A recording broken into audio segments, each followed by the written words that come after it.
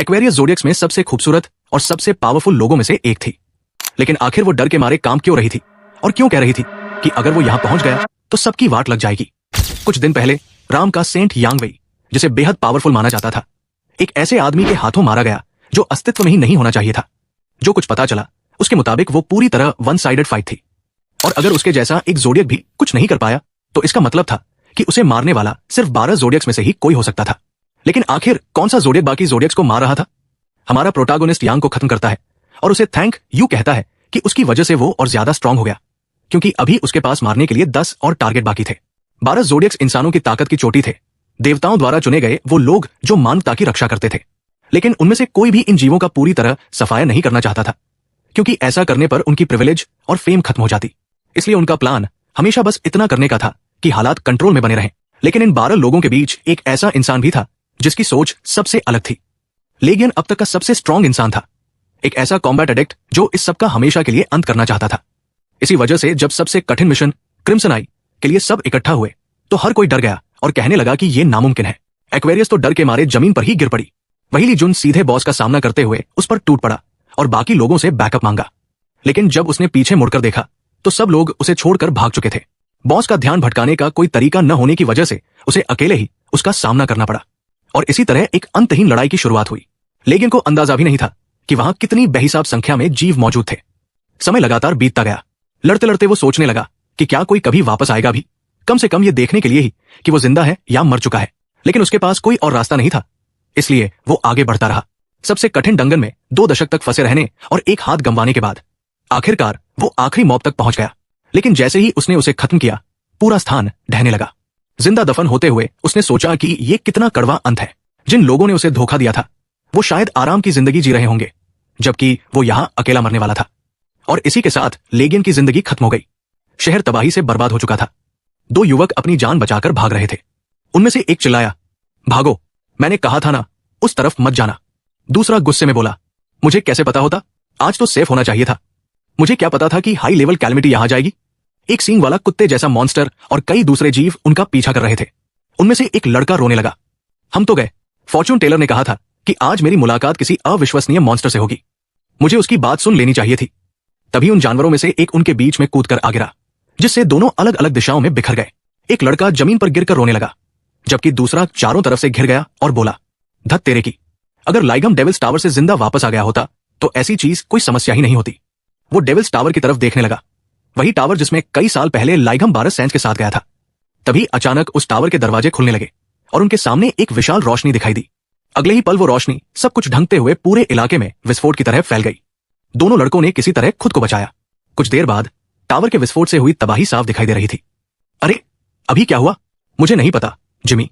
तभी उन्होंने देखा कि दहते हुए टावर के अंदर से एक इंसान बाहर आ रहा था। एक इंसान। दोनों अविश्वास से उसे देखने लगे। दूर मलबे के बीच धूल में एक अकेली आकृति खड़ी थी। उन हरामियों की हिम्मत कैसे हुई मुझे पीठ में छुरा घूमकर जाल में फेंकने की? तुम सब मर चुके हो, मैं तुम्हें से एक एक को मारने आ रहा हूं। मलबे के बीच दोनों लड़के आधे दबे हुए पड़े थे और सोच रहे थे कि आखिर हुआ क्या है और वो आदमी कौन है। तभी कुत्ते जैसे मॉन्स्टर्स में से एक हमारे प्रोटागोनिस्ट के नीचे आकर कुचल गया। उसने उसका सिर पैरों तले रौंद दिया और दोनों लड़के यकीन नहीं कर पा रहे थे कि ये ऑरेंज क्लास कमिटी थे, जिनसे लड़ने में हाई रैंक अवेकन लोग भी मुश्किल महसूस करते थे। लेकिन उसके लिए वो कुछ भी नहीं थे। मॉन्स्टर कम और चींटियों जैसे ज्यादा लग रहे थे। लाइगम मुस्कुराते हुए बाकी मॉन्स्टर्स को पकड़ लेता है और पहले से मारे गए मॉन्स्टर्स के ऊपर खड़ा हो जाता है। फिर वो एक तरफ नजर घुमाता है और अगले ही पल गायब हो जाता है। अचानक वो दोनों लड़कों के सामने खड़ा था। दोनों सदमे में पीछे हट गए और चीख पड़े, रुको रुको, आप हम पर हमला क्यों कर रहे हैं? प्लीज हमें जाने दीजिए। लाइगम कुछ पल रुका, रुको, तुम इंसान हो? अच्छा, अब रास्ता साफ था, है ना? दोनों ने राहत की सांस ली। हम बच गए। क्या तुमने उस आदमी को टावर से बाहर आते देखा था? क्या ये पागलपन नहीं है? दूसरा सिर हिलाते हुए बोला, तुम कैसी बातें कर रहे हो? उस टावर से कोई भी जिंदा बाहर नहीं निकल सकता। शायद टावर गिरने के दौरान कोई हादसा हुआ होगा और वो यहां आ गया होगा। लेकिन जैसे ही वो ये बातें कर रहे थे, उनके पीछे एक परछाई उभरी। दोनों जम गए। एक और मॉन्स्टर उन्हें घूर रहा था। हमारा प्रोटागोनिस्ट पूरी तरह शांत होकर उसकी तरफ मुड़ा। उनमें से एक घबरा गया, नहीं, वो वुल्फ बॉस है, जंग, भागो। लेकिन वो ऐसे खड़ा था जैसे सामने कुछ है ही नहीं। तभी मॉन्स्टर ने अपने मुंह में एनर्जी इकट्ठा करनी शुरू की और अगले ही सेकंड एक विशाल ब्लास्ट उनकी तरफ छोड़ दिया। दोनों लड़के बस खुद को बचाने की कोशिश कर पाए। हमला अपने रास्ते में आने वाली हर चीज को चीरता हुआ निकल गया। कुछ देर बाद जब सब शांत हुआ तो दोनों हैरानी से चारों तरफ देखने लगे। क्या उसने अभी हमें बचाया? हमारा प्रोटागोनिस्ट धीरे से गाली बड़बड़ाया और आगे छलांग लगाकर वुल्फ बॉस पर हाथ दे मारा। तू बस एक गंदा कुत्ता है। उसने उसे नीचे दबाया और एक पंच मारा। सिर्फ उसी इंपैक्ट से वुल्फ बॉस पूरी तरह चकनाचूर हो गया। दोनों युवक बस उसे घूरते रह गए। फिर हमारा प्रोटागोनिस्ट मुस्कुराते हुए नीचे उतरा और उनके आसपास का इलाका पूरी तरह खंडहर बन चुका था। बॉस पहले ही हार चुका था। वो शांत खड़ा दोनों लड़कों को देख रहा था और दोनों भगवान का शुक्रिया मना रहे थे कि वो अभी भी जिंदा है। उन्हें सच में लगा कि अब सब खत्म हो गया है। तभी उसने आवाज लगाई, ओए तुम दोनों। दोनों उछल पड़े। जी सर, जी सर। जाओ मेरे लिए कुछ खाना खरीद कर लाओ, मैं भूख से मर रहा हूं। दोनों उसे घूरने लगे और वो थोड़ा असहज होकर बोला, ओह और कपड़े भी, मुझे पहनने के लिए कुछ नया चाहिए। दृश्य बदलता है और अब वे एक छोटी सी दुकान के अंदर थे। हमारा प्रोटागोनिस्ट एक के बाद एक प्लेट साफ कर रहा था और दोनों लड़के बिल देखकर हैरान थे। उसने इतना खाना खा लिया था जितना 10,000 रेस में 120 लोगों के लिए काफी होता। जब उन्होंने कहा कि उनके पास ज्यादा पैसे नहीं है, तो वो खाली प्लेटों के ढेर को देखते हुए आराम से बोला कि उसने तो खुद को रोका हुआ था। दोनों के लिए यह सुनना ही पागलपन था। उनमें से एक बोल पड़ा, रोक रखा था? इसका क्या मतलब है? वो बोला, क्या तुम दोनों ने खुद नहीं कहा था कि मेरी वजह से तुम्हारी जान बची है, इसलिए मैं जो चाहूं उसका पैसा तुम दोगे? फिर उसने कहा, मेरे लिए एक और प्लेट ले आओ। लेकिन दोनों घबराकर उसकी बात काटते हुए बोले कि उनके पास और पैसे नहीं है। तभी उनमें से एक ने पूछा, जंग, आखिर आप है क्या? कोई डिसाइपल, कोई डिवाइन कैप्टन? और आप टावर के पास क्या कर रहे थे? वो बोला, क्या मतलब? मैं तो बस टावर से बाहर आया और फिर तुम दोनों से टकरा गया। दोनों उसे घूरने लगे। आप टावर से बाहर आए? लेकिन उसने उस बात को नजरअंदाज कर दिया। छोड़ो, मुझे तुमसे कुछ पूछना है। तुम दिखने में तो बिल्कुल नॉर्मल हो, फिर भी मैं तुम दोनों से मैजिक पावर क्यों महसूस कर पा रहा हूं? उनमें से एक ने समझाया कि वो एक डिसाइपल है। फिर उन्होंने पूछा कि क्या हमारा प्रोटागोनिस्ट भी ऐसा ही है, यानी कोई ऐसा इंसान जिसे किसी भगवान के आशीर्वाद से अवेकनिंग मिली हो। यह सुनकर वो हंस पड़ा। वे कचरा भगवान, मैं उन हरामियों का शुक्रगुजार क्यों रहूंगा? लेकिन तभी वो अचानक रुक गया। चम्मच में अपना प्रतिबिंब देखकर वो स्तब्ध रह गया। आईना, मुझे अभी एक आईना दो। एक वर्कर ने उसे आईना दिखाया और वो इतनी तेजी से वहां पहुंचा कि टेबल पर रखा सब कुछ गिर गया। उसने अपनी शर्ट उतारनी शुरू कर दी और अपने चेहरे को घूरने लगा। रुको, क्या मेरा पूरा शरीर ठीक हो गया? वो अविश्वास से लगातार अपने प्रतिबिंब को देखता ही रह गया। तभी उसे याद आता है कि टावर के अंदर उसकी हालत कितनी बुरी हो चुकी थी। उसका पूरा शरीर घावों से भरा हुआ था, कई जगहों से मांस गायब था और उसके सिर का आधा हिस्सा भी नष्ट हो चुका था। उन घावों का ठीक होना लगभग नामुमकिन था। ऐसा करना उसकी पावर को खतरे में डाले बिना संभव नहीं था। लेकिन तभी उसे एक और चीज नजर आती है। मेरा बायां हाथ वापस आ गया और ये मेरे हाथ पर अजीब सा निशान क्या है? उसकी हथेली पर एक गोलाकार सांप का सिंबल बना हुआ था। अचानक वो निशान पहले से ज्यादा चमकने लगा और दर्द की एक भयानक लहर उस पर टूट पड़ी। उसने अपना हाथ कसकर पकड़ लिया और उसकी नसें तक उभर आई। तभी उसके सामने सिस्टम विंडोज दिखाई देने लगी। आपने मृत्यु का अनुभव किया है। आपने एक असंभव अचीवमेंट प्राप्त की है। आपके पिछले स्टैट्स आपके नए शरीर में ट्रांसफर किए जाएंगे। टावर में प्राप्त सभी अचीवमेंट्स को एक्सपी में कन्वर्ट किया जाएगा। आपने एक डिवाइन स्किल हासिल की है। आपके पिछले जीवन की सभी यूनिक स्किल्स और ट्रेट्स इनहेरिट होकर कन्वर्ट कर दिए गए हैं। अब आप फोकस की पावर का इस्तेमाल कर सकते हैं। जब ये सब हो रहा था, दर्द लगातार उसके शरीर को चीरता जा रहा था और हमारे प्रोटागोनिस्ट के पीछे एक विशाल सांप का सिंबल प्रकट हो गया। फिर अचानक उसकी चेतना कहीं और बहने लगी। उसने देखा कि उसका स्पिरिचुअल सी अनगिनत गैलेक्सीज के बीच तैर रहा है और उसके सामने एक विशालकाय सांप उसे घूर रहा है। हमारा प्रोटागोनिस्ट धीरे धीरे अपना हाथ आगे बढ़ाता है और जैसे ही उसका हाथ उस सांप को छूता है, दोनों के शरीर से एक चमकदार रोशनी निकलने लगती है। लेकिन अगले ही पल वो अचानक वापस डाइनर के अंदर था और खुद से पूछ रहा था, क्या अभी क्या हुआ? तभी उन लड़कों में से एक जल्दी से उसके पास आया। रयोंग, आप ठीक है? बस जानकारी के लिए, अभी दोनों लड़के हमारे प्रोटागोनिस्ट को रयोंग नाम से बुला रहे हैं, लेकिन उसका असली नाम लियोंग है। अब भी सदमे में डूबा हुआ वो हैरानी से पूछता है, क्या तुम लोगों ने अभी उस सांप को नहीं देखा? दोनों लड़के उलझन में एक दूसरे को देखने लगे। आप किस बारे में बात कर रहे हैं? दोनों लड़के बोले, हमें कोई सांप नहीं दिखा, हमने तो बस आपको खड़े होते देखा। फिर आपने अपने कपड़े उतारने शुरू कर दिए और आईने में खुद को घूरने लगे। उसके बाद आपने अपनी मुट्ठी भींच ली और किसी पागल इंसान की तरह चिल्लाने लगे। तो इसका मतलब था कि दूसरे लोग उसे देख नहीं सकते।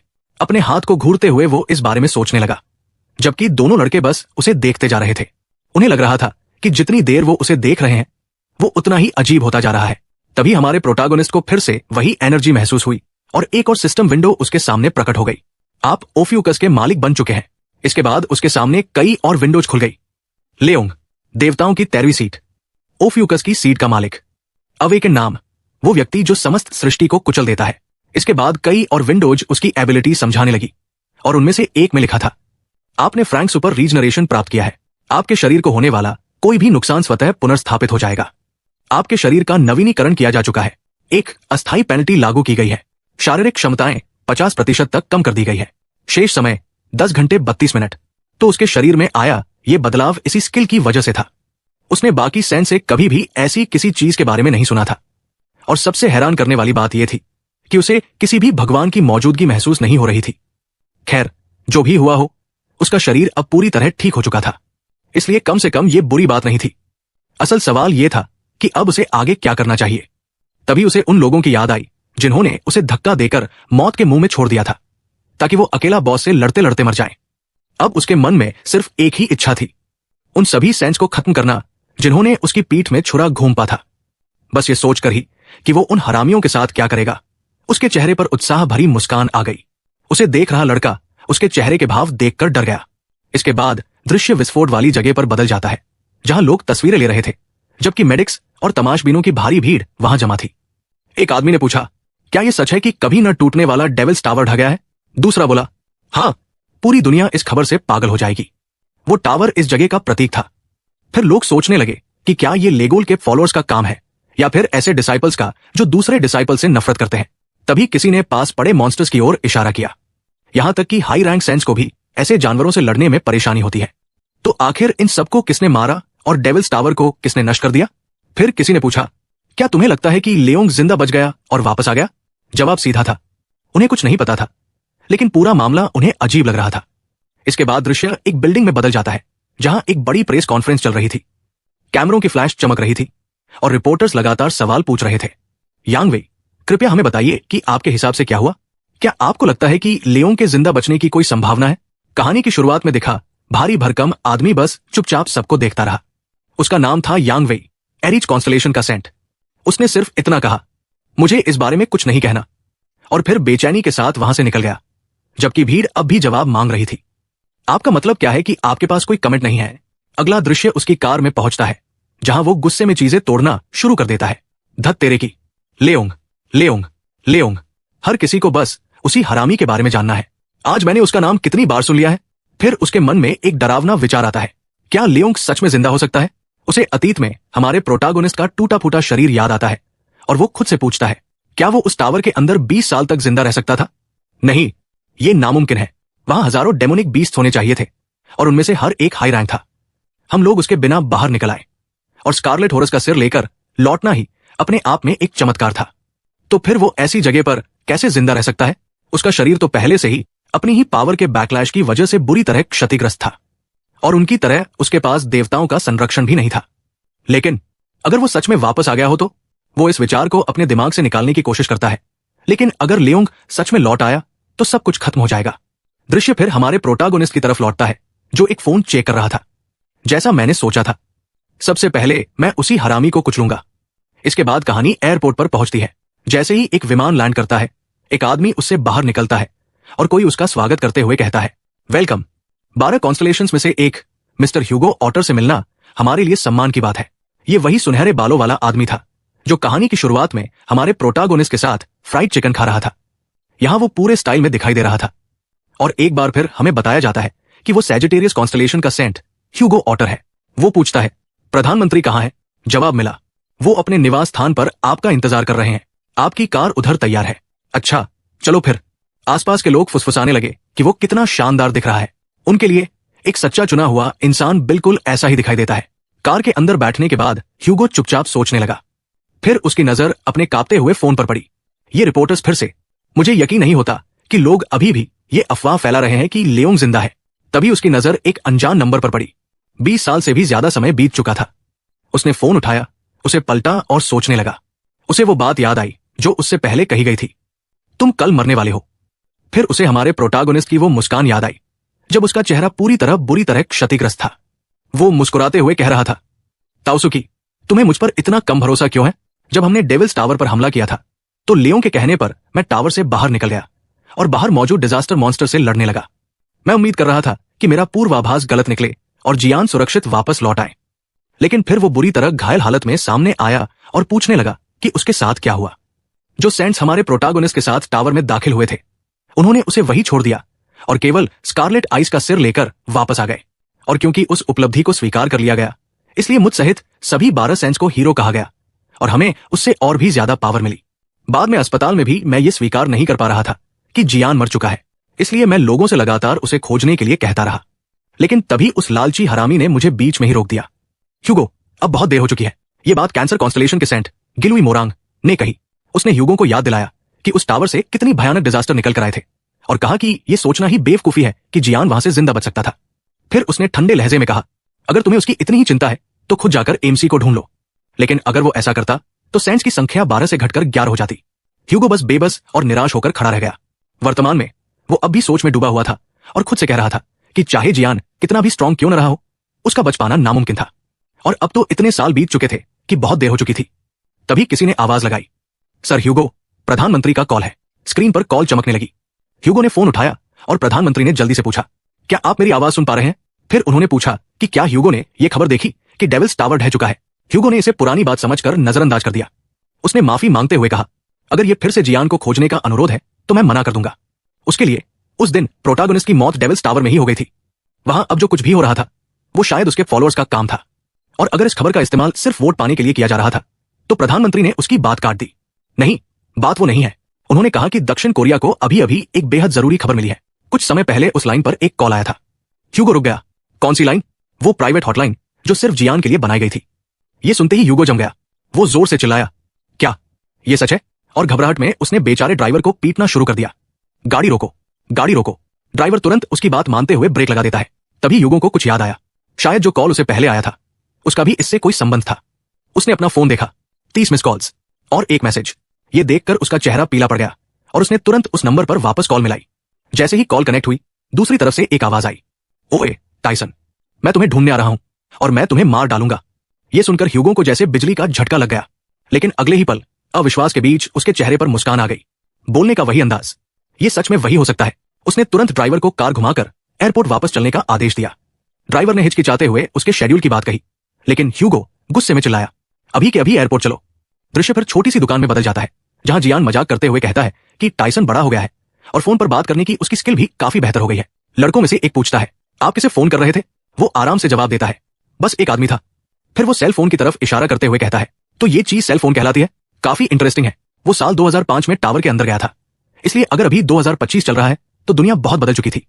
ये सुनकर लड़का हैरान रह जाता है कि ये उसका पहली बार सेल फोन इस्तेमाल करना था। वो समझाता है, इससे इंटरनेट इस्तेमाल कर सकते हैं और न्यूज व वीडियो भी देख सकते हैं। ये सुनते ही जियान की दिलचस्पी बढ़ गई। वो अपने बारे में खबरें सर्च करने लगा और सच में टॉप ट्रेंडिंग स्टोरीज में उसका नाम था। स्क्रीन पर ढेर सारे आर्टिकल्स सामने आने लगे। एमसी चुपचाप उन्हें देखने लगा, जबकि लड़का आश्चर्य से उसे देख रहा था। तभी जियान की नजर कमेंट्स पर गई। कुछ लोग कह रहे थे कि उसका वापस आना नामुमकिन है, जबकि दूसरे लोग दावा कर रहे थे कि अगर वो सच में लौट आया है तो उसके पास पूरी दुनिया पर कब्जा करने लायक ताकत होगी। एक और कमेंट करने वाले ने उसे कचरा कहा और लिखा कि अगर वो बाकी 12 सेंस जैसा है तो उसका कोई मतलब नहीं। इसके बाद रिप्लाई सेक्शन गालियों की लड़ाई में बदल गया। पूरा कमेंट सेक्शन अराजकता में डूब गया। प्रोटैगनिस्ट इतना गुस्सा हो गया कि उसने लगभग फोन ही तोड़ दिया। बेचारा लड़का तुरंत गिड़गिड़ाने लगा, प्लीज इसे मत तोड़िए। वो इस बात से आग बुला था कि स्कारलेट आइस को मारने का श्रेय उन हरामियों को दिया जा रहा था। उस समय तो डर के मारे उनकी हालत खराब थी और अब सारा क्रेडिट अपने ऊपर लेने की कोशिश कर रहे थे। वो खुद को समझाने की कोशिश करता है कि इससे उसके लिए कुछ नहीं बदलता, लेकिन तभी उसे कुछ याद आता है और वो ख्याल उसे अचानक रोक देता है। वो और ज्यादा सर्च करता है और जियान की मौत के बाद की घटनाओं पर एक स्पेशल रिपोर्ट पाता है। उस समय एमसी ने फैसला किया था कि अगर उसकी मौत हो जाती है तो उसकी सारी संपत्ति अनाथालयों और स्कूल फाउंडेशन को दान कर दी जाएगी। अब वो सोचने लगा कि क्या सच में ऐसा हुआ था, इसलिए उसने और खोजबीन की। लेकिन न्यूज में कुछ और ही लिखा था।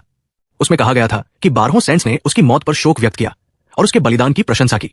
और यह भी दावा किया गया था कि उसने अपनी सारी संपत्ति, यहां तक कि अपने रिलिक्स भी 12 सेंस को सौंप दिए थे ताकि दुनिया को बचाने का उसका सपना उनके जरिए आगे बढ़ सके।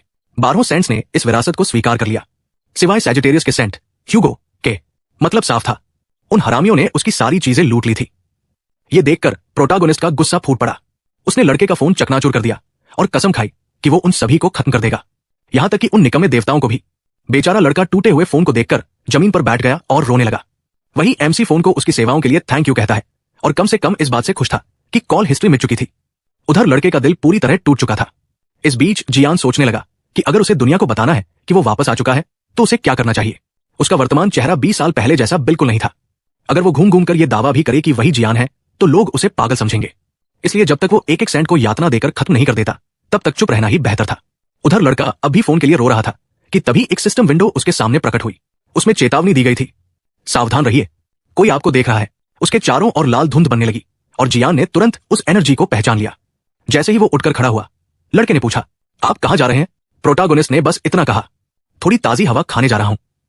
बाहर आते ही उसके सामने अजीब जलते हुए बकरी जैसे जीव और उड़ने वाले मॉन्स्टर्स दिखाई देने लगे। वो उन्हें देखते ही पहचान गया। अवतार, ये एरीज सैंक्चुरी के नौकर थे और सिस्टम ने भी इसकी पुष्टि कर दी। अवतार एरीज के नाम पर एक बैरियर तैयार कर रहे थे जिससे बाकी कॉन्स्टलेशंस का प्रभाव कमजोर हो रहा था। वे उससे ट्रिब्यूट चढ़ाने की मांग कर रहे थे। जियान ने जीभ चटकाई। कमाल है, उन हरामियों की सेवा देवताओं के लिए की जाती है, लेकिन कीमत इंसानों को चुकानी पड़ती है। उसने अपनी उंगलियां चटकाई और लड़ने के लिए तैयार हो गया, लेकिन तभी पास से किसी के शिकायत करने की आवाज आई। लिगुम, लिगुम।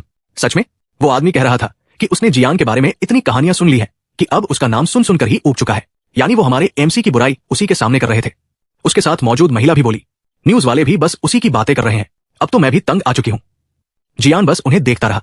वो सोचने लगा कि मीडिया एक ऐसे इंसान को इतना महत्व क्यों दे रहा है जो उनके हिसाब से अतीत का एक भूत होना चाहिए। तभी उसकी नजर उस आदमी की शर्ट पर लगे बैच पर पड़ी। दोनों लड़के उसे देखते ही पहचान गए। वे जेमिनी सैंक्चुरी के लोग थे। लड़कों में से एक जल्दी से बोला, जियान वापस आइए, इन लोगों से पंगा मत लीजिए। लेकिन प्रोटागोनिस्ट लगातार उन्हें घूरता रहा और वो आदमी भी ये देखकर बोला, क्या घूर रहा है? फिर उसने गुस्से में कहा, दफा हो जा यहां से। दोनों लड़के घबरा गए। उन्हें लगा कि अब मुसीबत पक्की है। वो आदमी सिगरेट का कश लेता है और धुआं सीधे जियान के चेहरे पर छोड़ देता है। फिर उसका मजाक उड़ाते हुए कहता है, अगर कोई दिक्कत है तो कुछ करके दिखा। इससे पहले की बात और बढ़ती, उसके साथ वाली महिला उसे खींचते हुए बोली, चलो यहां से, कहीं ये डर के मारे पेशाब ही न कर दे। लेकिन जाते जाते भी वो आदमी जियान के सिर पर हाथ फेरता है जैसे वो कोई मामूली इंसान हो। वो लगातार अपमानजनक बातें करता रहा और महिला भी उसके साथ हंसती रही। फिर उसने तिरस्कार से कहा, पता नहीं लोग इतने कमजोर सेंट को इतना पसंद क्यों करते हैं। उसने तो यहां तक सवाल उठा दिया कि क्या प्रोटागोनिस्ट कभी सच में सेंट था भी या नहीं। बस यही बात प्रोटागोनिस्ट के सब्र का बांध तोड़ देती है। लड़कों में से एक घबराकर याद दिलाता है, ये लोग जेमिनी के एरैंक से भी ऊपर वाले डिसाइपल्स हैं। लेकिन एमसी ने उसकी बात को अनसुना कर दिया और उन्हें कायर कह दिया। वो आदमी पलटकर बोला, क्या ये बात मेरे लिए कही? जियान ने उससे भी ज्यादा तीखा जवाब दिया, जिससे साफ हो गया कि हाँ, वही उसके निशाने पर था। तब वो आदमी सीधे उसके सामने आकर बोला, फिर से बोल। उसे यकीन नहीं हो रहा था कि बिना किसी माना वाला एक साधारण इंसान उससे इस तरह बात करने की हिम्मत कर सकता है। जियान ने जवाब देने की भी जरूरत नहीं समझी। उसने बस उसकी पेशानी पर हल्का सा उंगली से झटका मारा और उसी एक झटके से वो आदमी पीछे की ओर उड़ता हुआ बेहोश हो गया। उसका शरीर जोरदार धमाके के साथ जा टकराया और एक विशाल विस्फोट हो गया। उसके साथ वाली महिला सदमे में जम गई। दोनों लड़के भी अपनी आंखों पर यकीन नहीं कर पा रहे थे। और जियान, वो बस सामने का नजारा देखकर मुस्कुरा रहा था। अब सच में उस महिला की हालत डर से खराब हो चुकी थी। प्रोटागोनिस्ट उस औरत को आवाज देकर कहता है कि उसे पहले से ही पता था कि वो उसकी पीठ पीछे क्या करने वाली थी। उस औरत ने पहले ही अपने हाथ में फायर मैजिक इकट्ठा कर लिया था और पीछे से उस पर हमला करने की कोशिश की, लेकिन वो पूरी तरह बेकार चाल थी। जियान ने जवाब में बस एक और उंगली का झटका मारा और वो औरत उड़ते हुए अपने रास्ते में आने वाली हर चीज को तोड़ती चली गई। वो जमीन पर गिर पड़ी और दोनों लड़के हैरानी से कुछ बोल ही नहीं पाए। वे पूछने लगे, आप सड़क के बीचों बीच एबिलिटीज कैसे इस्तेमाल कर सकते हैं? जियान ने कहा, तुम लोग गलत समझ रहे हो। अगर मैंने सच में कोई स्किल इस्तेमाल की होती तो ये दोनों मर चुके होते। मतलब उसने एरैंक डिसाइपल्स को सिर्फ अपने नंगे हाथों से हरा दिया था। इसके बाद वो जमीन पर पड़े आदमी के पास बैठ गया और उसके गले में पड़े नेकलेस को ध्यान से देखने लगा। उसने उसे खींचकर तोड़ दिया और बोला, मुझे पहले ही लगा था कि जब मैंने इसे मारा तब कुछ अजीब महसूस हुआ था। ये कोई डिवाइन आर्टिफैक्ट नहीं है, तो फिर इन हरामियों के पास ये चीज कैसे आई? क्योंकि ऐसी चीजें तो सिर्फ सेंस के पास ही होनी चाहिए थी। तभी लड़कों में से एक को एहसास हुआ कि जियान को सच में कुछ नहीं पता और उसने समझाना शुरू किया। दशकों पहले कैलमिटीज की वजह से मानवता लगभग खत्म होने के कगार पर पहुंच गई थी। इंसान डिवाइन बींग्स और उनके द्वारा चुने गए सेंस की वजह से बच पाए, लेकिन सिर्फ 12 लोग पूरी दुनिया की रक्षा नहीं कर सकते थे। इसलिए सेंस ने अपने फॉलोअर्स इकट्ठा किए और डिवाइन कैथेड्रल्स बनाए। जो लोग सेंस के जरिए पावर पाकर अवेकन हुए वे डिसाइपल्स कहलाने लगे। समझाते समय स्क्रीन पर ऐसे ही एक व्यक्ति का उदाहरण भी दिखाई देता है जो अपनी पावर दिखा रहा था। उनकी रैंक उनकी ताकत के अनुसार तय होती थी। सबसे ऊपर होते हैं एसएस रैंक सेंस, जिन्हें सीधे डिवाइन बींग्स ने चुना है। उनके ठीक नीचे होते हैं एसएस रैंक 10 स्टार्स, जिन्हें भविष्य के सेंस माना जाता है। फिर आते हैं एस रैंक डिवाइन कैप्टन्स, जो सबसे स्ट्रॉन्ग डिसाइपल्स होते हैं और बाकी लोगों का नेतृत्व करते हैं। इसके बाद ए रैंक डिसाइपल्स आते हैं, फिर बी रैंक और उसके नीचे की रैंक। डिवाइन बींग्स अपने डिसाइपल्स की आस्था से और ज्यादा स्ट्रॉन्ग होते जाते हैं। इसी वजह से कैथेड्रल्स हर तरह के इवेंट्स और कॉन्टेस्ट आयोजित करते हैं ताकि ज्यादा से ज्यादा लोगों को अपनी तरफ खींच सकें। और जिन डिसाइपल्स को वे चुनते हैं उन्हें डिवाइन बींग्स की तरफ से गिफ्ट्स भी मिलते हैं। जब ये सब समझाया जा रहा था, जियान आसपास रखे हुए खजानों और चीजों को देखने लगा। उसे एहसास हुआ कि ये सब कुछ उन 20 सालों के दौरान हुआ था जब वो गायब था। तभी किसी ने उसे देखने के लिए आवाज लगाई। जैसे ही एमसी मुड़ा, उसने उन बकरी जैसे जीवों को फिर से देखा। उसी समय सिस्टम ने भी उसे चेतावनी दी। हाउस ऑफ रिचेस, ग्रीड और एरीज इस स्थिति का आनंद ले रहे हैं। वे चाहते थे कि वो उस आदमी और औरत दोनों को मार डाले। उन्हें खून चाहिए था। अगर वो दोनों को खत्म कर देता तो उसे एक उपयोगी इनाम देने का वादा भी किया गया। ये सुनकर लड़का घबरा गया। उसने कहा, जियान, आपने हाउस ऑफ द गॉड्स का ध्यान अपनी तरफ खींच लिया है। वे डिवाइन बींग्स की परछाइयों जैसे होते हैं, इसलिए उनके खिलाफ जाना खुद देवताओं के खिलाफ जाने जैसा है। लड़के ने उसे वही करने के लिए कहा जो वे चाहते थे, लेकिन जियान सिर्फ मुस्कुराया और बोलता रहा, मैं सोच रहा था कि यांग के बेवकूफ लोग ऐसी जगह पर क्या कर रहे थे। अब समझ आया, वे उस गंदे सुअर को खिलाने आए थे। भगवान की कसम, वो हरामी आज तक नहीं बदला। इसके बाद जियान अपनी पावर बाहर निकालने लगा। उसने जोर से जमीन पर पैर पटका और एक विशाल नीली शॉक वेव पूरे इलाके में फैल गई, जिसने हवा में तैर रहे उन बकरी जैसे जीवों को सीधा जाकर टक्कर मारी। दोनों लड़कों ने रोशनी के विस्फोट से खुद को बचाने के लिए हाथों से चेहरा ढक लिया। अगले ही पल सारी लाल धुंध पूरी तरह गायब हो चुकी थी। मेरे खिलाफ खड़े होने की हिम्मत कैसे हुई? हाउस ऑफ एरीज भाग खड़ा हुआ और उसके साथ वो बैरियर भी गायब हो गया। दोनों लड़के एक दूसरे को देखते हुए बोले, ये ह्योंग बिल्कुल नॉर्मल नहीं है। इसके बाद जियान जमीन पर पड़े गुंडे को उठाकर पूछता है, क्या ये आदमी सच में जेमिनी का डिसाइपल है? जवाब मिला, हाँ, वे देश के सबसे पावरफुल डिवाइन कैथेड्रल से जुड़े हैं। ये एक एलिट ग्रुप है जिसमें बड़े बड़े प्रभावशाली लोग शामिल हैं। लेकिन जियान सीधे असली मुद्दे पर आ गया, तो ये लोग बहुत अमीर होंगे, है ना? लड़का बस उसे उलझन से देखने लगा। आखिर उस आदमी के शरीर पर मौजूद हर चीज काफी महंगी थी, इसलिए प्रोटागोनिस्ट ने तुरंत फैसला लिया, अब लूटपाट का टाइम है। और उसके लिए लूटपाट ही सबसे मजेदार हिस्सा था। उस रात काफी देर बाद वे आखिरकार घर पहुंचे। एमसी बड़बड़ाया, ये दिन खत्म ही नहीं हो रहा था। दोनों लड़के उन्हें अपना घर दिखाने लगे। एक ने दूसरी मंजिल पर अपने अपार्टमेंट की तरफ इशारा किया, जबकि दूसरे ने बताया कि वो अगले ब्लॉक में रहता है। दोनों ने जियान को अपनी जान बचाने और उन्हें सुरक्षित घर पहुंचाने के लिए थैंक यू कहा, लेकिन उसके बाद भी वे वही खड़े रहे। जियान ने जम्हाई लेते हुए पूछा, क्या तुम लोग अंदर नहीं जाओगे? वो थका हुआ था और मजाक बिल्कुल नहीं कर रहा था। अगले ही पल वे घर के अंदर थे। जियान ने अपनी शर्ट उतारी और अपने बाल काटने लगा। काम खत्म होने के बाद उसने कहा, अब सही लग रहा है, अब फिर से मेरे पास स्टाइल आ गया। लड़का प्रभावित होकर उसे थम्स अप देता है और पूछता है, क्या आपने सच में खुद ही अपने बाल काटे हैं? प्रोटागोनिस्ट थोड़ा शर्मिंदा हो गया। उसने समझाया कि पहले उसकी पावर के साइड इफेक्ट्स की वजह से उसके लिए सिर का हर एक बाल बेहद कीमती था। तेज हवा चलने से भी वो लगभग गंजा हो सकता था। ये सोचते ही उसे अपना पुराना हाल याद आ गया, आधा गंजा और टूटा फूटा शरीर। और अब वो अपनी किस्मत पर यकीन नहीं कर पा रहा था। यहां तक कि उसके बाल भी फिर से सामान्य हो चुके थे। लेकिन तभी वो अचानक रुक गया। रुको, इस घर के अंदर कैलमिटी क्यों है? अगले ही पल उसने उस छोटे से कीड़े को थप्पड़ मार दिया और वो तुरंत धूल बन गया। लड़का डर के मारे चीख पड़ा। आमतौर पर प्रोफेशनल लोग भी ऐसे जीवों को नंगे हाथों से नहीं मार सकते थे, लेकिन मामला सिर्फ एक का नहीं था, और भी कई कीड़े आने लगे। और जियान सोचने लगा कि आखिर ये चीजें उसमें ऐसा क्या देख रही है। तभी किसी ने पूछा, क्या आप कोई ऐसा ऑरा छोड़ रहे हैं जो कैलमिटीज को आकर्षित करता है? एमसी ने तुरंत इस बात को खारिज कर दिया।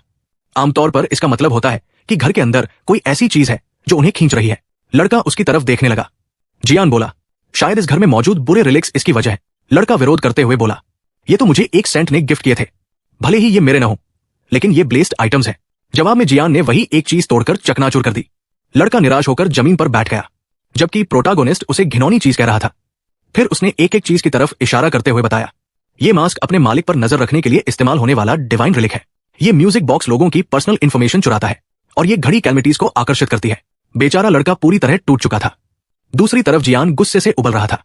उन सड़े हुए सेंट्स ने सिर्फ उसका पैसा ही नहीं छीना था, वे लोगों को श्रापित रिलिक्स बेच रहे थे और उनकी जानकारी भी चुरा रहे थे। बस ये सोचकर ही उसका खून खौलने लगा। उसका गुस्सा देखकर सहमा हुआ लड़का खड़ा था। तभी एमसी ने उसे आदेश दिया, इन सारी चीजों को अभी के अभी बाहर फेंक दो। लेकिन बाहर कोई अभी अभी वहां पहुंचा था और अंदर से आ रही सारी चीख पुकार सुन चुका था। उधर घर के अंदर जियान खड़ा था, जबकि बेचारा लड़का रोते हुए उससे लिपटा हुआ था। तभी नया आया हुआ आदमी अंदर घुसा और चारों तरफ देखकर पूरी तरह उलझन में पड़ गया। उसने पूछा, ये कौन है? घबराया हुआ लड़का जल्दी से बोल पड़ा, सूंघ जाओ। लेकिन ये सुनते ही उस आदमी का पारा चढ़ गया। वो गुस्से से चिल्लाया, बेवकूफ, मैं इस घर का मालिक हूं। और ये कहते हुए उसने अपनी पावर बाहर छोड़नी शुरू कर दी। इसके बाद दृश्य बदलता है और कहानी यांग के निवास स्थान पर मौजूद एरीज सेंचुरी की ओर चली जाती है। यह सुनकर यांग बुरी तरह चौंक गया कि कोरिया के अवतार गायब हो चुके हैं। रिपोर्ट में बताया गया कि पूरे कोरियन ब्रांच में अफरातफरी मची हुई है। यांग को अपनी बात पर यकीन ही नहीं हुआ। आखिर एक अवतार तो सीधे देवताओं का सेवक होता है, उन्हें पीछे हटाने की ताकत सिर्फ किसी बेहद पावरफुल अवेकेंड इंसान के पास ही हो सकती थी। इसलिए उसने तुरंत अपने आदमियों को आदेश दिया, बाकी सैन से संपर्क करो, पता लगाओ कि कहीं इस घटना के पीछे उनका हाथ तो नहीं है। उसके आदमी तुरंत आदेश मानने लगे, लेकिन उन्होंने ये भी बताया, हम अब तक ह्यूगो के सैंक्चुरी से संपर्क नहीं कर पाए हैं। यांग ने इस बात को ज्यादा महत्व नहीं दिया और बोला, ह्यूगो को छोड़ो, वो शायद फिर से यूके में भाड़े के सैनिक की तरह काम करने चला गया होगा। तभी उन्हें पता चलता है कि जैसे ही ह्यूगो यूके पहुंचा, उसने अचानक अपना रास्ता बदल दिया। ये सुनकर यांग पूछता है, वो कहां गया? जवाब मिलता है, कोरिया। ये सुनते ही यांग बेचैन होने लगा, क्योंकि ह्यूगो कभी जियान का बहुत करीबी दोस्त हुआ करता था। इसलिए यांग सोचने लगा कि कहीं ये सब उस अफवाह से तो जुड़ा नहीं है कि प्रोटागोनिस्ट जिंदा बच गया है। उसके दिमाग में अतीत का वो भयानक दृश्य घूम जाता है जब एमसी का चेहरा पूरी तरह विकृत हो चुका था। क्या वो सच में वापस आ गया? धत तेरे की। वो इस बात पर यकीन करने से इनकार कर देता है और गुस्से में एक झूमर उठाकर उस नौकर पर फेंक देता है जिसने कोई गलती भी नहीं की थी। फिर वो चिल्लाकर कहता है, जो कुछ भी पता है सब बताओ। उसके लोग रिपोर्ट देते हैं कि जिस जगह एक अवतार गायब हुआ था, उसके पास जेमिनी का एक डिसाइपल सड़क पर बेहोश मिला। गवाहों के मुताबिक उसका झगड़ा एक बेहद हैंडसम आदमी से हुआ था। एक हैंडसम आदमी? यह सुनकर यांग तुरंत सोचता है कि वो जियान नहीं हो सकता, क्योंकि जिस जियान को वो जानता था उसका चेहरा पूरी तरह बर्बाद हो चुका था। लेकिन फिर भी हालात लगातार खराब होते जा रहे थे। अभी यह संभावना मौजूद थी कि प्रोटागोनिस्ट जिंदा हो और वापस लौट आया हो। किसी वजह से कोरिया के अवतार लगातार गायब हो रहे थे, और इससे भी बुरी बात यह थी कि हाल ही में वे स्पाइडर क्वीन को हराने में भी नाकाम रहे थे। अगर ऐसा ही चलता रहा तो यांग अपनी पोजीशन खो सकता था। इसलिए उसने आदेश दिया, मेरा जेट तैयार करो। लोगों ने पूछा, क्या आप खुद जाने वाले हैं? यांग बोला, हाँ, मुझे अपनी आंखों से सब देखना है। और फिर वो अपने आदमियों के साथ निकल पड़ा। दृश्य वापस कोरिया में जेमिनी से जुड़े एक अस्पताल में बदल जाता है। जिस आदमी ने पहले जियान से पंगा लिया था वो अब भी बेहोश पड़ा हुआ था। एक गुस्सैल बूढ़ा आदमी चिल्ला रहा था, मेरे पोते की ये हालत किसने की? वो गुंडा अस्पताल के बेड पर पड़ा था। तभी किसी ने कहा, चिंता मत कीजिए, इसीलिए जेमिनी सैंक्चुरी ने प्रेसिडेंट को भेजा है। वो था S class Gemini knight, frozen मुंगहुन। उधर अपार्टमेंट में नया आया आदमी पूछता है, क्या तुम लोग आज डेविल्स टावर के पास जियान से मिले थे? उसे बताया जाता है कि एमसी ने बिना किसी हथियार के अकेले सारे कैलमिटीज संभाल लिए थे। लड़का घबराते हुए लगातार सिर हिलाता रहता है। फिर अगला सवाल आता है, क्या उसने सच में एक ए क्लास को भी बेहोश कर दिया था? लड़का इस बात की भी पुष्टि कर देता है। अब घर का मालिक पूरी तरह भड़क जाता है। इसमें से कोई भी बात समझ में नहीं आती, और ऊपर से उसने घर के सारे रिलिक्स भी तोड़ दिए।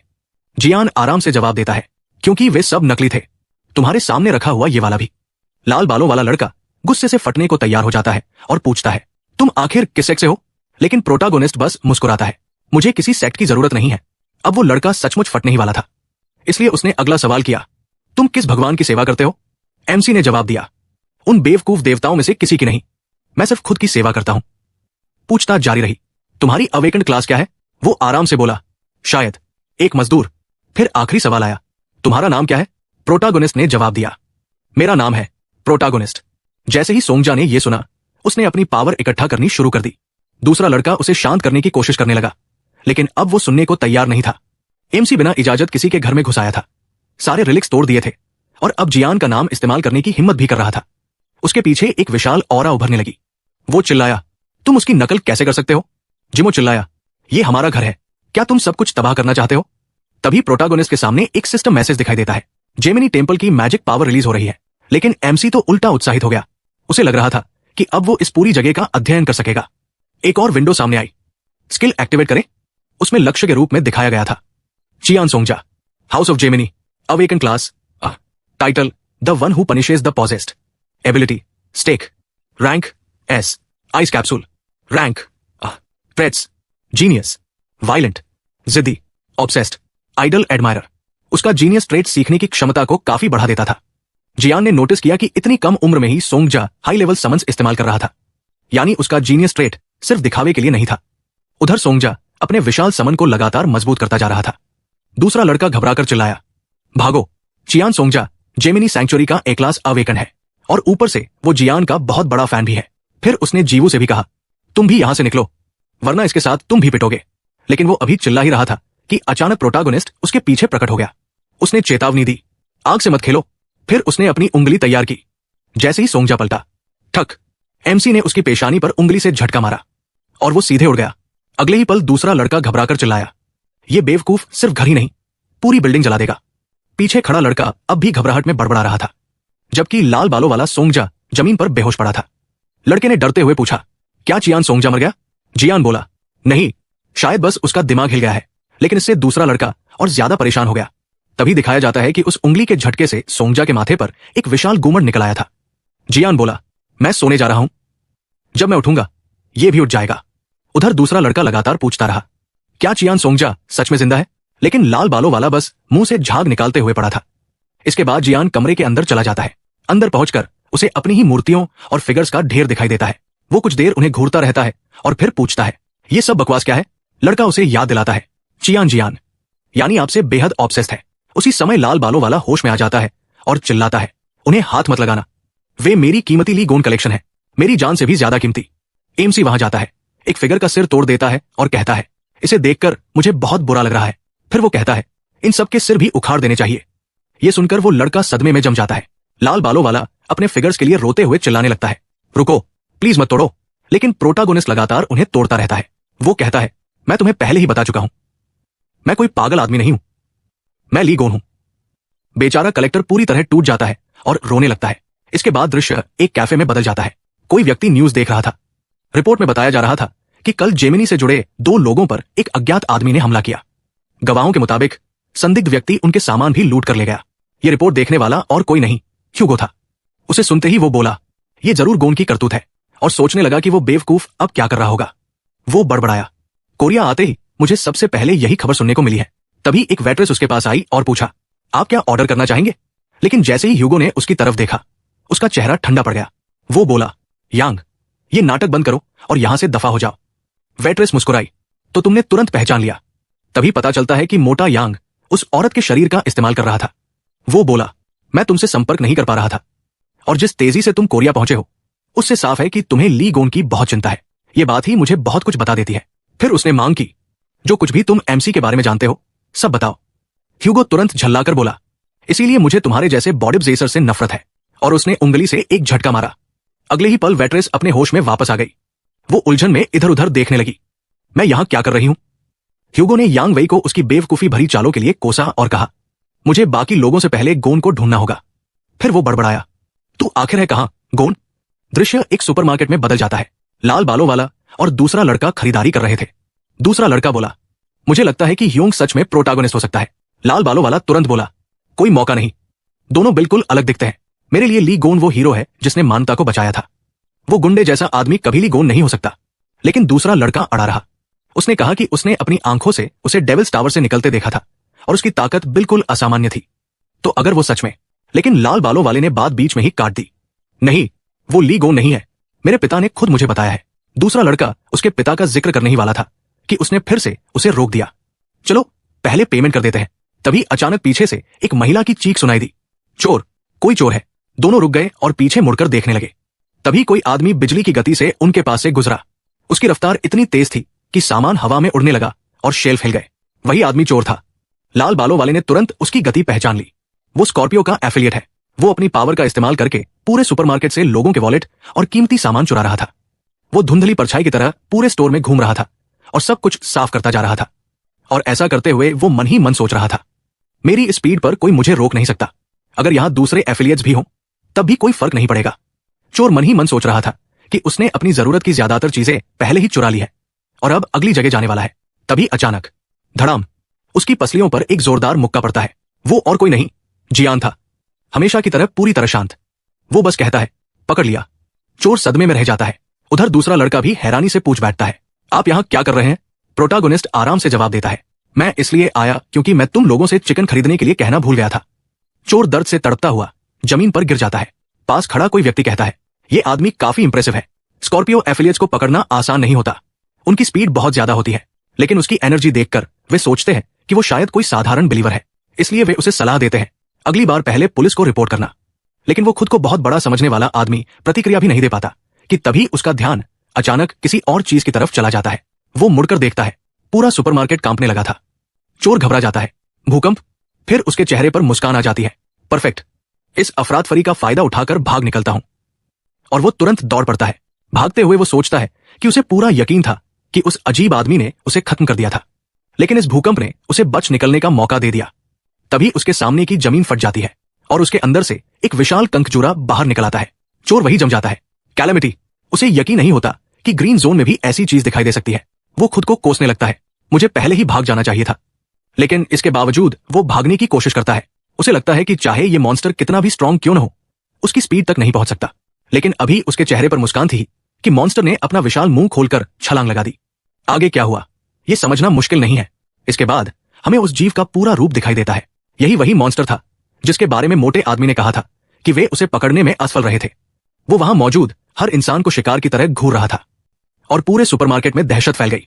उसकी ठंडी और जानलेवा निगाहें लगातार लोगों पर टिकी हुई थी। तभी घोषणा सुनाई देती है, ये कोई अभ्यास नहीं है।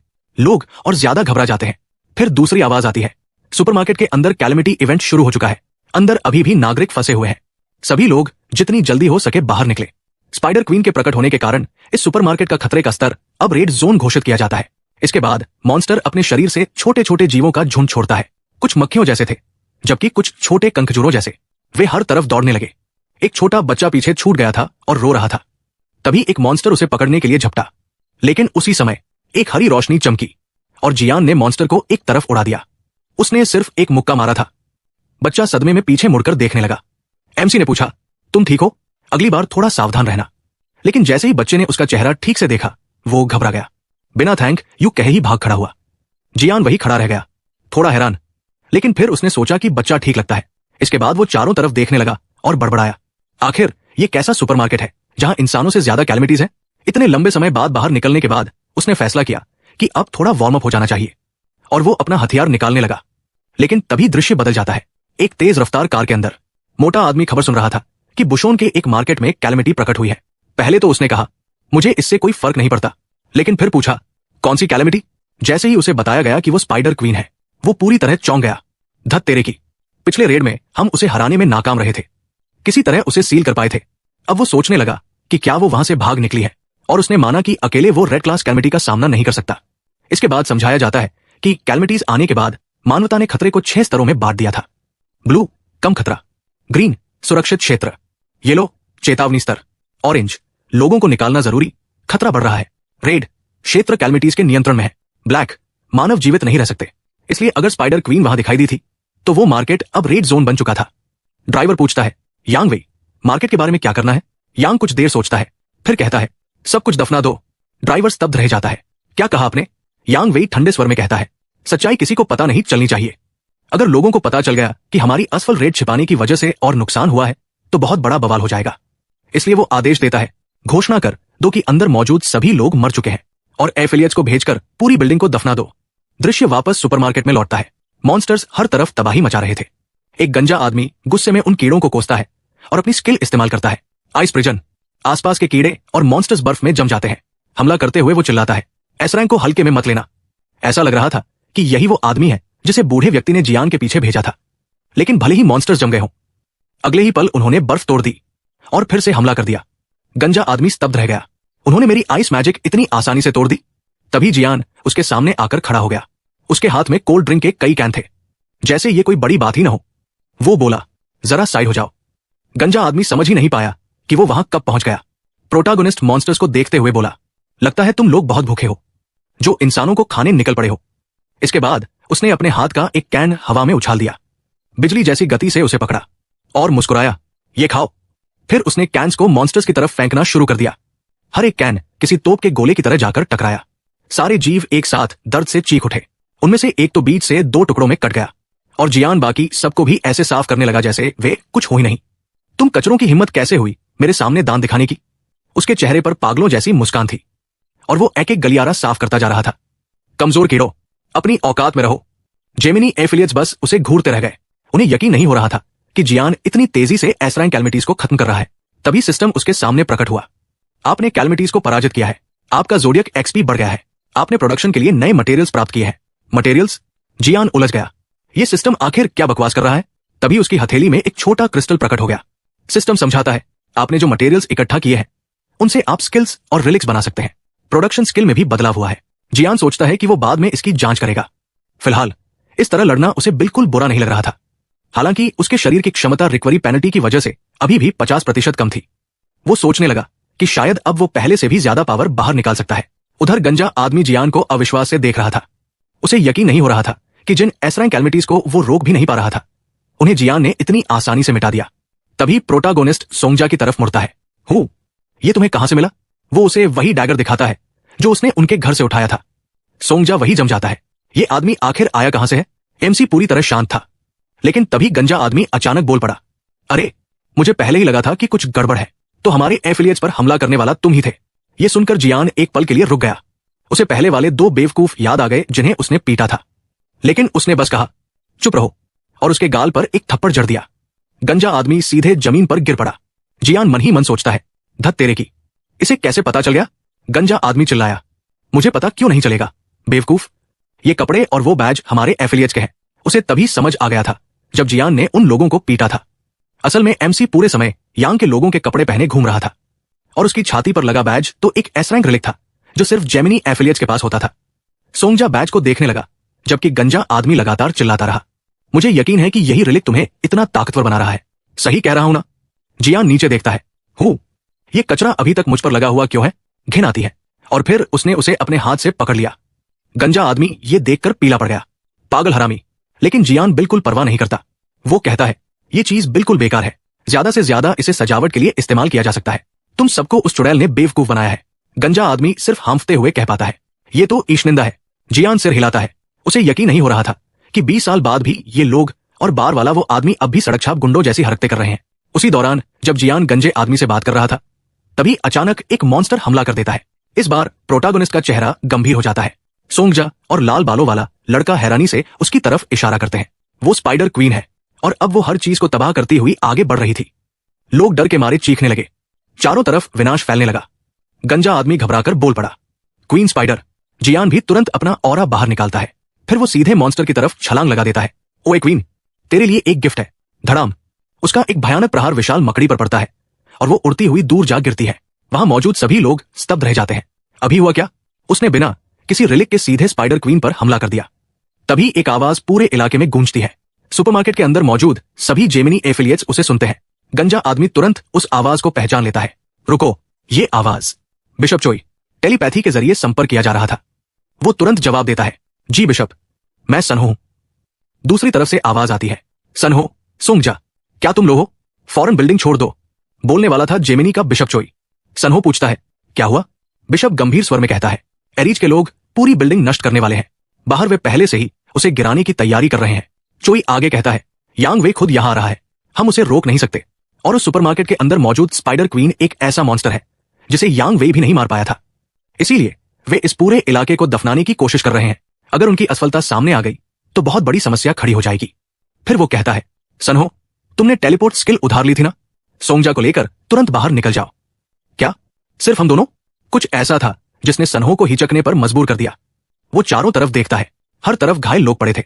मार्केट के अंदर का विनाश नजरअंदाज करना असंभव था। उसी समय जियान अब भी सामने से लड़ाई कर रहा था।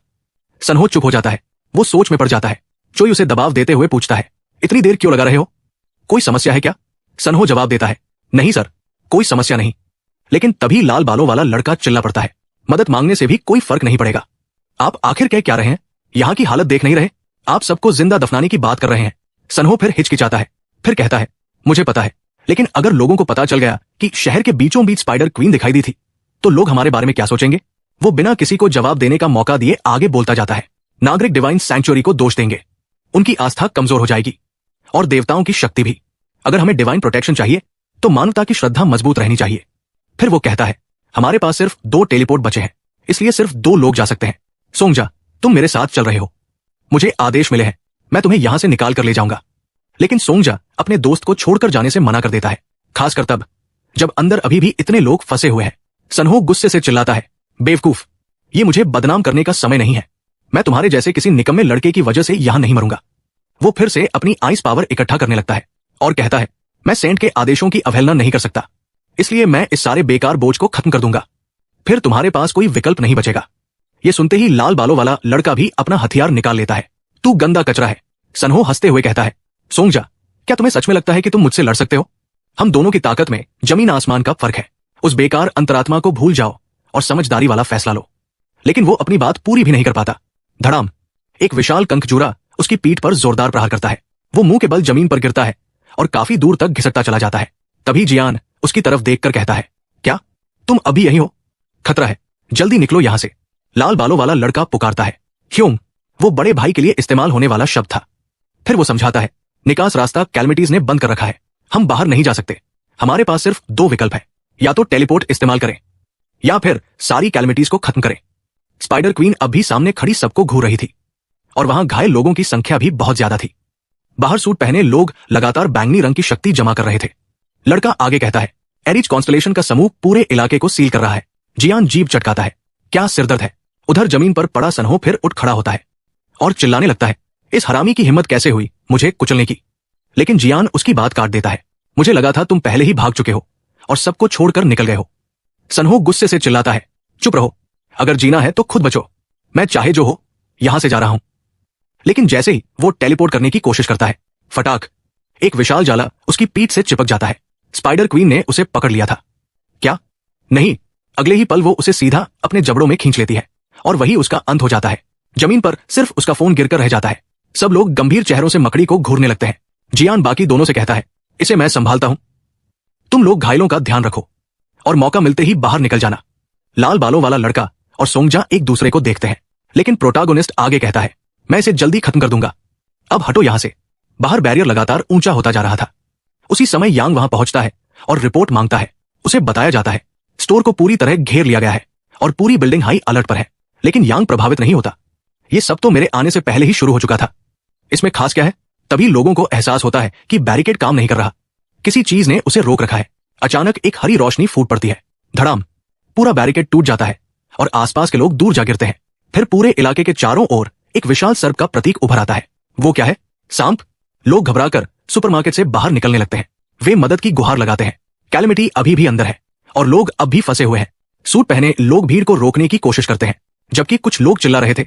एक आदमी मकड़ियों को पकड़ कर फेंक रहा था। यांग पूरी घटना को चुपचाप देखता रहता है। मकड़ियों को पकड़ रहा था? नहीं, ये नामुमकिन है, मैं भी ऐसा नहीं कर सकता। तो फिर ये किसने किया? वो अपनी लाल ऑरा बाहर छोड़ने लगता है। गार्ड्स तुरंत चेतावनी देते हैं, मिस्टर यांग, अंदर अब भी कैलमिटीज हो सकती है। लेकिन उसे कोई परवाह नहीं थी। वो आदेश देता है, सतर्क रहो। फिर एक बिल्डिंग से दूसरी बिल्डिंग पर छलांग लगाते हुए सुपरमार्केट के अंदर पहुंच जाता है और अंदर का दृश्य देखकर चौंक जाता है। हे भगवान, इसे किसने मार दिया? किसने? ये लड़ाई के निशान। यहां आखिर हुआ क्या था? क्या कोई सच में स्पाइडर क्वीन का शिकार कर रहा है? उसकी चिंता और बढ़ जाती है। लेकिन तभी उसे एक परिचित एनर्जी महसूस होती है। वो तेजी से नीचे देखने दौड़ता है और अचानक जम जाता है। रुको, वो हरामी, ये यहां क्यों है? नीचे भीड़ में उसे ह्यूगो दिखाई देता है। यांग सोचने लगता है, क्या ये सब ह्यूगो का किया हुआ है? क्या सच में वही हो सकता है? उसे ये बात लगभग सही लगने लगती है। लेकिन तभी अचानक पीछे से एक आवाज आती है, ओए, मेरे बिना कैसे हो? जैसे ही यांग ये आवाज सुनता है, उसका पूरा शरीर अकड़ जाता है। क्या हुआ मोटू, कुछ गड़बड़ है क्या? वो ली गोन था। वो काफी देर से उससे बात कर रहा था। फिर उसने पूछा, ये चेहरा क्यों बना रखा है? ऐसा लग रहा है जैसे कुछ खराब खा लिया हो। सदमे में यांग हकलाने लगा, तुम यहां हो। दृश्य बदलता है। हरी चेतावनी लाइट चमक रही थी। फायर फाइटर्स लोगों को बाहर निकाल रहे थे और जोर जोर से कह रहे थे, जो भी घायल है जल्दी यहां आए, बिल्डिंग से दूर हट जाइए। उधर डेनिम और लाल बालों वाला लड़का खड़े सोच रहे थे, वो आदमी सच में ली गोन है। चेहरा अलग हो सकता है, लेकिन वो चाल ढाल और लड़ने का तरीका वो बिल्कुल उसी का है। तभी किसी ने आवाज लगाई, चियान सोंगजा। वो ह्यूगो था। उसने उसे देखते हुए पूछा, चियान सोंगजा, तुम यहां क्या कर रहे हो? डेनिम ये सुनकर जम गया और बड़बड़ाया, सैजिटेरियस सेंट। लेकिन लाल बालों वाला लड़का उलझन में पड़ गया। क्या आप कब वापस आए? ह्यूगो मुस्कुराकर बोला, तो अब तुम अपने पिता से ऐसे बात करते हो? यही एक बड़ा खुलासा होता है। लाल बालों वाला लड़का ह्यूगो का बेटा था। डेनिम मुस्कुरा देता है, लेकिन लाल बालों वाला लड़का साफ तौर पर गुस्से में था। ह्यूगो दोनों को ध्यान से देखता है, फिर कहता है, अच्छा है, तुम लोगों को ज्यादा चोट नहीं आई लगती। मेडिक से थोड़ा इलाज मिल जाए तो ठीक हो जाओगे। लेकिन उससे भी ज्यादा जरूरी बात यह है, तुम लोग सुपरमार्केट के अंदर थे और मैंने सुना है कि कैलमिटी को मार दिया गया। तो आखिर उसे किसने मारा? लेकिन लाल बालों वाला लड़का उसकी बात पूरी तरह अनदेखा कर देता है। वो अब भी गुस्से में उसे घूर रहा था और सोच रहा था कि इस बार ह्यूगो किसके पीछे भागने वाला है। डेनिम अचानक बोला, लेकिन ब्रदर गोन तो ठीक होंगे ना? जैसे ही ह्यूगो ने गोन नाम सुना, वो तुरंत उसकी तरफ दौड़ पड़ा। अभी तुमने गोन कहा, वो कहाँ है? तुम उसे जानते हो? बेचारा लड़का घबरा गया। ओह सॉरी, क्या आप सेंट की बात कर रहे हैं? हाँ, लड़का तुरंत बोला, वो अभी सुपरमार्केट के अंदर है और स्पाइडर क्वीन को हराने वाले भी वही थे। उन्होंने अपना नाम गोन बताया था। ह्यूगो की आंखें फैल गई। मुझे अंदर जो कुछ हुआ सब विस्तार से बताओ। लेकिन उसी समय सुपरमार्केट के अंदर एक भयानक विस्फोट हुआ। ह्यूगो मुड़कर देखता है, उसके पीछे धमाका हुआ था। दृश्य फिर बदलता है। अब मोटा यांग वहां पड़ा था, पिटा हुआ, हैरान और गुस्से से कांपता हुआ। तू हरामी, लेकिन प्रोटागोनिस्ट सिर्फ मुस्कुरा रहा था। तू तो बहुत ड्रामेबाज हो गया है। हम एक दूसरे को 20 साल से जानते हैं और मुझे देखते ही हमला कर दिया। यांग गुस्से से चिल्लाया, तू आखिर है कौन? तू थोड़ा बहुत ली गोन जैसा दिखता जरूर है, लेकिन उसके चेहरे पर इतने निशान नहीं थे। और तेरी आवाज भी अलग है, और कोई इंसान इतने साल बाद भी इतना जवान नहीं दिख सकता। हरामी, तू ली गोन बनने की हिम्मत कैसे कर सकता है? एक पल के लिए तो तूने मुझे बेवकूफ बना ही दिया था। नकल? जियान हंस पड़ा, लेकिन यांग अब भी चिल्ला रहा था। तूने मुझे चुनौती देने की हिम्मत कैसे की?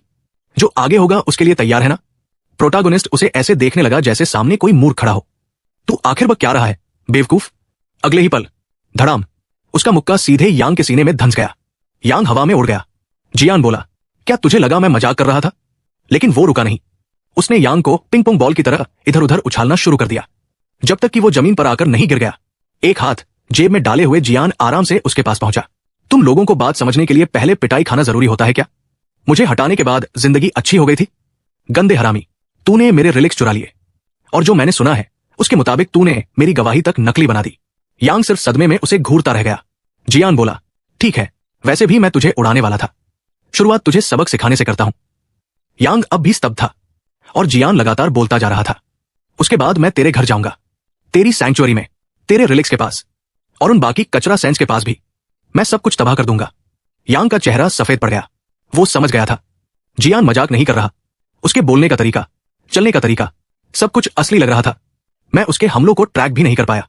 क्या ये सच में ली गोन है? क्या वो सच में टावर से बचकर वापस आ गया? नहीं, ये नहीं हो सकता। लेकिन अगर वो सच में ली गोन था, तो उसे साबित करना होगा। यांग ने अपनी पूरी शक्ति बाहर निकालनी शुरू कर दी। मुझे साबित करके दिखा। एक लाल बैंगनी शक्ति उसके चारों ओर भड़क उठी। जमीन पर एक अंधेरा चिन्ह फैल गया, और उसके पीछे एक विशाल आकृति प्रकट होने लगी, सिर पर मुकुट पहने हुए। उसी समय सिस्टम घोषणा करता है, एरीज के मास्टर जेड एम्परर ने स्वयं को प्रकट किया है। जियान ने देखा और मुस्कुराया। तो तेरे भगवान का सिर्फ एक हिस्सा ही बाहर आया है? लेकिन यांग अब भी घमंड में डूबा हुआ था। उसने अनगिनत जंजीरों का तूफान छोड़ दिया। वे जंजीरें जाकर जियान के शरीर से लिपट गई। उसे पूरी तरह बांध दिया गया। फिर यांग हंसा, अभी हम कमजोर लगते हैं। मुझे नहीं पता तू टावर से कैसे वापस आया, लेकिन अब मैं तुझे पछताने पर मजबूर कर दूंगा। Skill, divine armament. और भी जंजीरें जियान को कसकर जकड़ने लगी। उसके सामने एक विशाल नुकीला स्पाइक बनने लगा। वाह, काफी इंप्रेसिव है, जियान ने कहा। चुप रह हरामी, यांग चिल्लाया। अगले ही पल हजारों स्पाइक्स उसकी तरफ दाग दिए गए, पूरे इलाके को चीरते हुए। एक के ऊपर एक ब्लेड जमा होते गए, और जियान पूरी तरह उनके नीचे दब गया। यांग हंसने लगा, क्या आखिरकार मर गया? मुझे तो हैरानी थी कि ये डेविल्स टावर से वापस भी आ गया, लेकिन हमेशा की तरह बेवकूफी रहा। सीधे मुझसे लड़ने आ गया।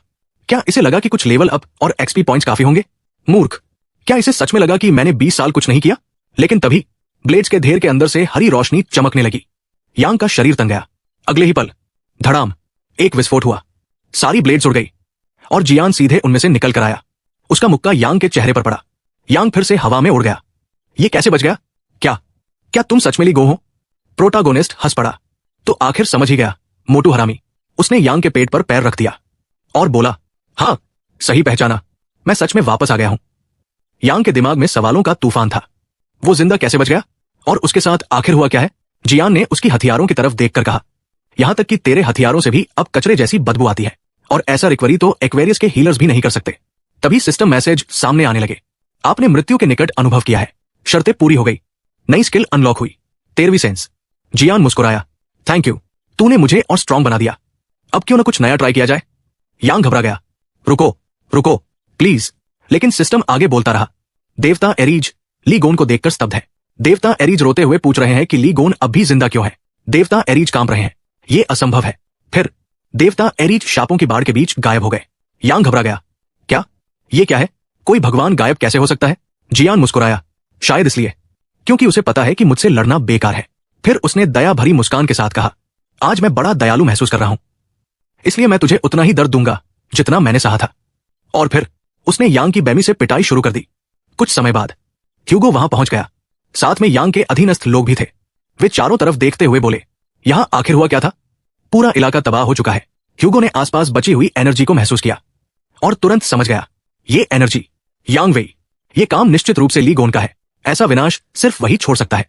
उनमें से एक आदमी बोला, कुछ गड़बड़ है, मुझे यहां से अब भी यांग वेई की एनर्जी महसूस हो रही है, लेकिन ये किसी जिंदा इंसान के लिए बहुत कमजोर है।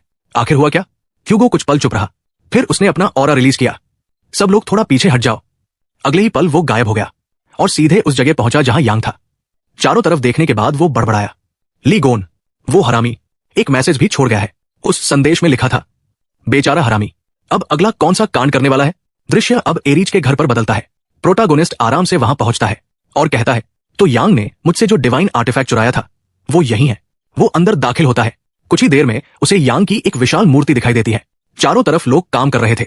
जियान चारों ओर देखकर हंसता है। ये हरामी अमीर दिखने का कितना शौकीन है, हर जगह दौलत का दिखावा कर रखा है, लेकिन मुझे अपने डिवाइन आर्टिफैक्ट की मौजूदगी महसूस हो रही है। फिर उसकी नजर आसपास रखे रिलिक्स पर जाती है। और ये नकली रिलिक्स क्या है? लगता है मेरे घर के कपड़े भी उठा लाया, लेकिन ये सारे हथियार नकली है। तभी उसकी नजर एक अजीब चीज पर पड़ती है। उस पर लिखा था, ली गोन द्वारा इस्तेमाल की गई टूथपिक। जियान का चेहरा अजीब हो गया। फिर उसने दूर कुछ महसूस किया और मुस्कुराया। आखिर मिल ही गए मेरे प्यारे आर्टिफैक्ट। उसी समय दृश्य बदलता है। लोगों के चेहरों पर डर छा जाता है और पूरे इलाके में लाल अलार्म बजने लगता है। जल्दी करो। सभी गार्ड्स तुरंत एरिया बी में पहुंचे। अलार्म लगातार बज रहा था। जब गार्ड्स वहां पहुंचे तो उन्होंने देखा कि प्रोटागोनिस्ट आराम से खड़ा है और उसके हाथ में वही टूथपिक थी। कुछ ही पलों में बड़ी संख्या में सैनिकों ने उसे चारों तरफ से घेर लिया।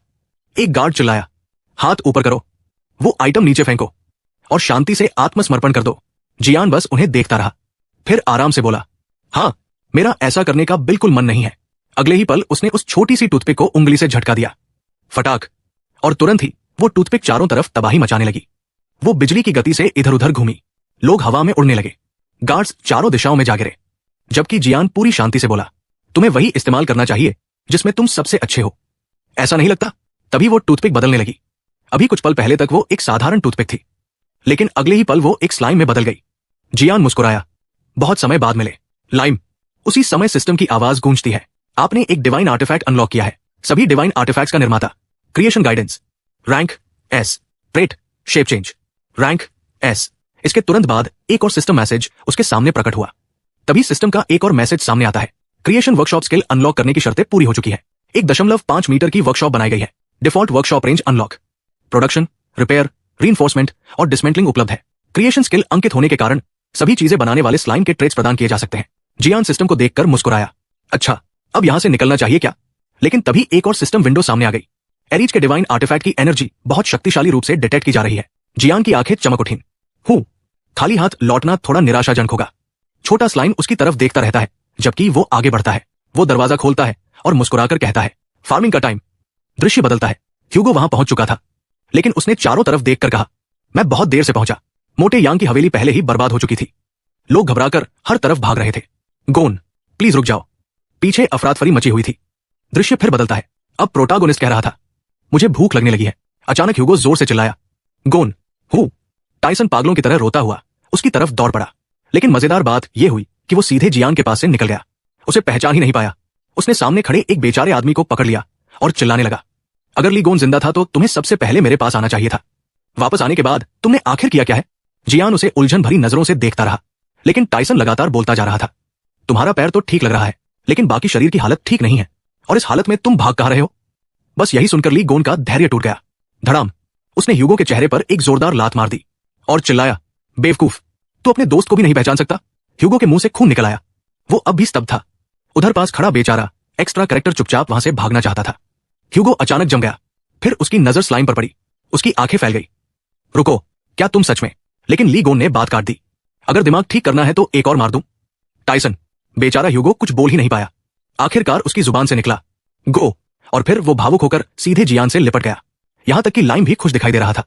ह्यूगो को अब भी यकीन नहीं हो रहा था, ये सच में जिंदा है। लेकिन अगले ही पल धप, जियान की कोहनी उसके पेट में लगी। ह्यूगो दर्द से पीछे हट गया। जियान गुस्से से बोला, अचानक गले क्यों पड़ रहा है? लेकिन यही बात ह्यूगो को और यकीन दिला देती है, हाँ, ये निश्चित रूप से गोन ही है। उसी समय सिस्टम चेतावनी देता है, अपोलो प्रकट हो गया है। सब लोग रुक जाते हैं। उनके पीछे सुनहरी ऑरा उभरती है और अपोलो प्रकट हो जाता है। ह्यूगो साफ तौर पर घबराया हुआ दिख रहा था। अपोलो अपनी आंखें खोलता है और एक अजीब नजर से जियान को देखने लगता है। ह्यूगो और भी ज्यादा बेचैन हो जाता है, लेकिन ली गोन शांत खड़ा रहता है। अगले ही पल अपोलो सीधे उनके सामने आ जाता है। ह्यूगो समझ नहीं पाता कि वो यहाँ क्यों आया है। अपोलो बस चुपचाप जियान को घूरता रहता है। एमसी भौहें सिकोड़कर पूछता है, ये क्या ड्रामा है? सिस्टम बताता है, अपोलो को संदेह है कि ली गोन सचमुच जीवित बचा है। वो सत्यापन करना चाहता है कि ये वास्तव में वही है या नहीं। ह्यूगो पूरी तरह उलझ जाता है। वो ऐसा कैसे करेगा? तभी अपोलो अपना धनुष उठाता है। वो सोचता है कि एक फायर एरो सारी सच्चाई सामने ले आएगा। ह्यूगो तुरंत उसे पकड़ लेता है, नहीं, ऐसा मत करो, और उससे विनती करने लगता है। उधर जियान सोच रहा था कि शायद इस पागल भगवान को भी खत्म कर देना चाहिए। आखिर पहली मुलाकात में ही किसी पर तीर तान देना क्या बात हुई। ह्यूगो लगातार माहौल शांत करने की कोशिश करता है। सब ठीक है, जियान घायल भी नहीं है, लेकिन प्रोटागोनिस्ट कहता है पहले कुछ हिसाब किताब निपटा लेते हैं। ह्यूगो का चेहरा पीला पड़ जाता है। क्या? तभी उसे वो वॉइस मैसेज याद आता है जिसमें जियान ने उसे धमकी दी थी, और उसका चेहरा और भी सफेद हो जाता है। वही जियान बोलता रहता है, मैं अभी अभी टावर से बाहर निकला और मुझे पता चला कि मेरा घर बेच दिया गया, मेरा नाम बदनाम कर दिया गया और मेरे सारे रिलिक्स गायब है। ह्यूगो तुरंत रोकने की कोशिश करता है, लेकिन जियान कहता है अभी के लिए सिर्फ एक पंच दूंगा। और सच में उसने एक मुक्का जड़ दिया। ह्यूगो ने वो पंच खा लिया, फिर बोला, ठीक है, अब यकीन हो गया, तुम सच में ली गोन हो। उसी समय यांग वेई के गार्ड्स वहां पहुंच जाते हैं। वे चिल्लाते हैं, हमने उसे ढूंढ लिया, रिलिक्स चुराने वाले आदमी को पकड़ो। जियान पलक झपकाता है, फिर उसे याद आता है कि लोग उसका पीछा कर रहे थे। ह्यूगो उसकी तरफ मुड़कर पूछता है, तुमने आखिर चुराया क्या है? प्रोटागोनिस्ट आराम से जवाब देता है, ज्यादा कुछ नहीं। फिर वो एक बड़ा बैग दिखाता है जो तरह तरह की चीजों से भरा हुआ था। ह्यूगो की आंखें फटी रह जाती है। उसे तुरंत समझ आ जाता है, तूने यांग वेई का पूरा रिलिक्स स्टोरेज लूट लिया। ह्यूगो की आंखों में आंसू आ जाते हैं और वो चिल्लाता है, तू आखिर किस तरह की मुसीबतें पैदा कर रहा है? गार्ड्स उसे गिरफ्तार करना चाहते थे, लेकिन उनका लीडर उन्हें रोक देता है। रुको, ये वो आदमी नहीं है जिसे हम संभाल सकते हैं। उसे पता था कि चाहे कितने भी और लोग बुला लिए जाएं, नतीजा नहीं बदलेगा। तभी अचानक एक भयानक झोंका पूरे इलाके से गुजरता है। ली गोन ऊपर देखता है, ये क्या था? अगले ही पल कुछ विशाल चीज वहां आ गिरती है। धड़ाम, एक विशाल तलवार जमीन में धंस जाती है और सब समझ जाते हैं, एरीज का अवतार, बीस्ट ऑफ रिचेस। वो जीव ह्यूगो और ली गोन के सामने दहाड़ता है। ह्यूगो ऊपर देखता है और घबरा जाता है, ये एरीज का अवतार है। जियान, यांग वेई से जो चीजें चुराई है उन्हें फेंक दो और भागो। लेकिन ली गोन पूरी तरह शांत था। आराम कर, मेरे पास एक प्लान है। फिर उसने लाइम को बुलाया। लाइम की आंखें चमकने लगी, उसके शरीर से रोशनी निकलने लगी। कुछ ही पल बाद उसने कुछ उगल दिया। वो जियान का पुराना हथियार लग रहा था। जियान समझ गया कि इस हालत में उस हथियार से अवतार से लड़ना मुश्किल होगा, इसलिए उसने उसके असली रूप को बुलाया, वो रूप जो अब तक सोया हुआ था। हरी एनर्जी उसके हथियार को घेरने लगी। ह्यूगो हैरान था, ये कैसी शक्ति है?